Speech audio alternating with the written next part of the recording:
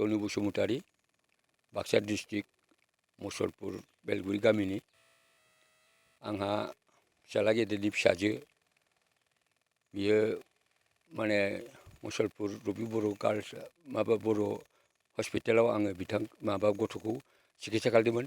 बेबायदिनो मथा मथि 2 मासनि भितराव हायियाव आरो नलबारियाव लांनाय जादोंमोन। बेनिफ्राय नलबारियावबो सिकित्सा खालामनानै बिथांमोना माने जेबो बेमारखौ गैया, नाथाय माने गथ'खौ बिसोरो माबानो हायाखै, माने मोजां खालामनो हायाखै। ओमफ्राय बिदिनो गोसोम थै खिलायनाय बा बेबायदिनो माने दुरबल जालाङो, सिखारनो हायि, माथो होलायनो हायि बिदि जालायलांबाय। उनाव जोङो बुंनायसै जे जों बेखौ बाहेरायाव लांनोसै नामा सार, ओरै होनलायनायाव नोंसोर बाहेरायाव लांनो हागोन, आं जोंनिफ्राय माबा मोनसे लिरना हरसिगोन ओरै होननानै। ओमफ्राय जों बेबायदिनो माने थाखा गैयाबाबो सुदआव लालायनानैबाबो जों बेबायदिनो माबा चेन्नाइयाव लांनाय जादों।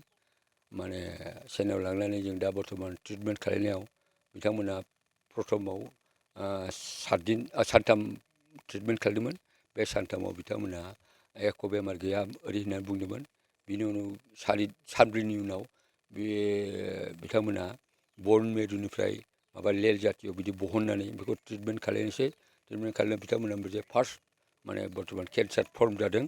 गतिके बेखौ जोङो 6 मास ट्रिटमेन्ट खालामनांगोन आरो बे 6 मासाव माने एकदम फुरा हामथारगोन आरो नोंथांमोना खरस जागोन 6 मासाव मथा मथि खमायाव 20 लाख आरो नोंसोरनि जानाय लोंनाय बा न' भारा बेफोरो एक्सट्रा जागोन। बेखायनो नोंसोरो 20 लाखखौ नोंसोर 6 मासनि भितराव जगार खालामनो हागोन ओरै होननानै। दा जोङो माने जुदि खुनु थाखा फैसा गैया, बस्ति एसे दं बा गायग्रा हा एसे दं, दा जों बेखौबो फानजोबनानैबाबो जों मिलायनो हाया।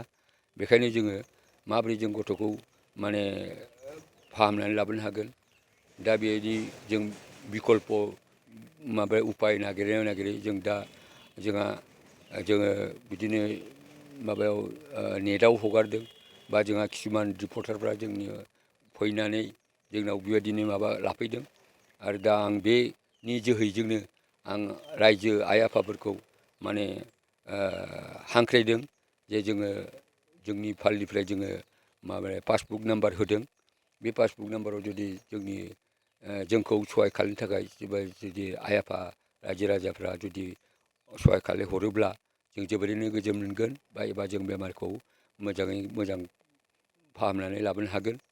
आरो आं लोगोसे जोंनि EM बा जोंनिनो मन्त्रि इउजि ब्रह्म बा जोंहा BTCनि जोंहा मानजाथाव चिफ प्रमद बर' आरो एबा जोङो असम सरकारनि चिफ मिनिस्टार मानजाथाव हिमन्त बिश्व शर्मा बिथांखौबो हांख्रायदों जे जोंनि बे रादाबखौ मोनोब्ला जोंखौ एसे नायफिनोब्ला बा सरकारनि फालनिफ्राय माबा मोनसे जोंनो सहाय हरोब्ला जोङो निस्सय जोङो बे बिपदनिफ्राय जों रैखा मोनगोन।